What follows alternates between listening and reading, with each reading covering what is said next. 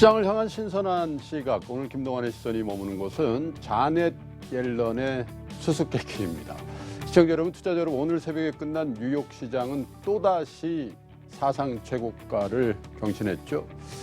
하긴 사상 최고치 이거 비단 미국만의 일이 아닌 게 됐습니다. 당장 우리 시장을 비롯해서 일본, 홍콩, 아시아 전역 대부분의 신흥국 다 상승세를 이어가고 있습니다.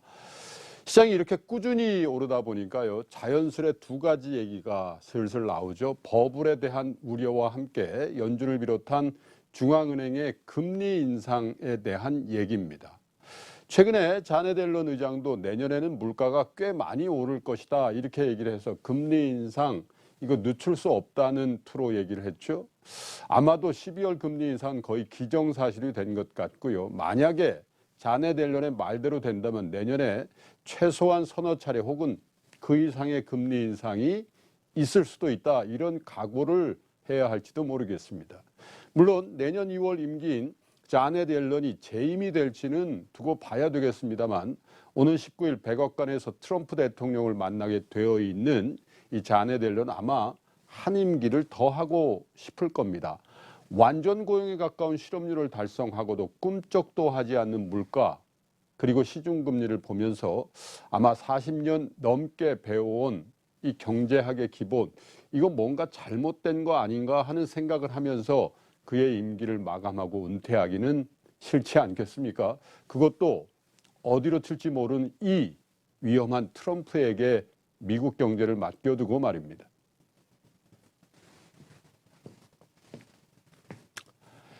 재임 기간 중 비둘기파로서의 입장을 시종일관 보여준 자넷 옐런 의장이 만약에 재임하게 된다면, 또 그가 예상하는 대로 물가가 제법 많이 올라서 금리를 올린다면 시장은 어떻게 될까요? 시중금리는 따라서 올라가고 상대적인 투자 매력도가 떨어진 이 주식 많이 빠지겠습니까?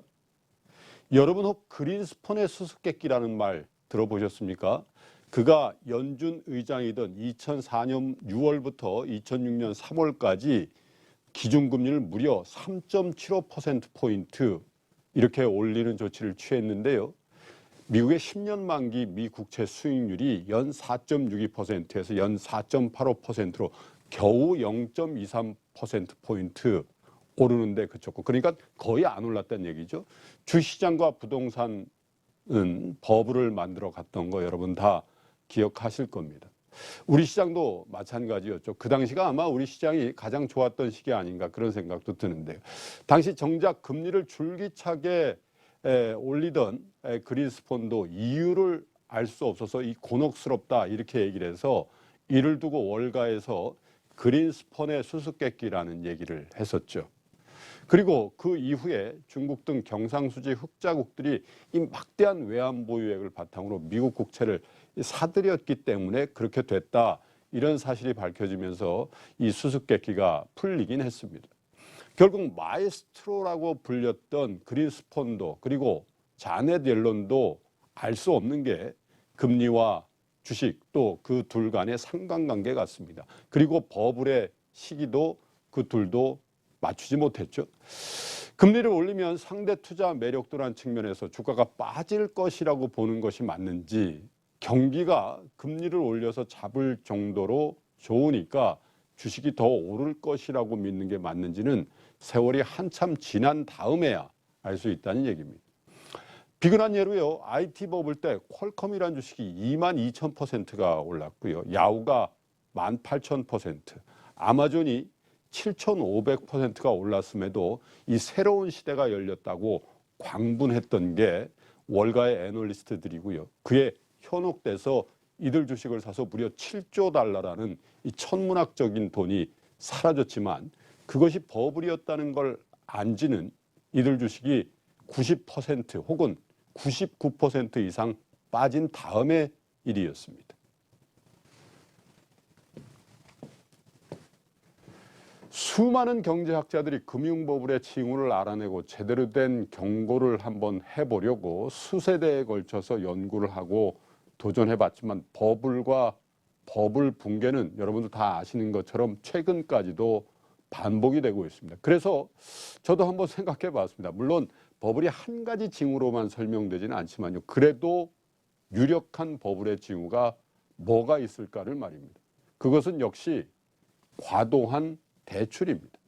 어느 시기의 버블에도 항상 과도한 대출과 그에 대한 레버리지 투자가 있었습니다. 지금 일부 저신용 국가들의 국채 발행이 많이 늘고 있고요.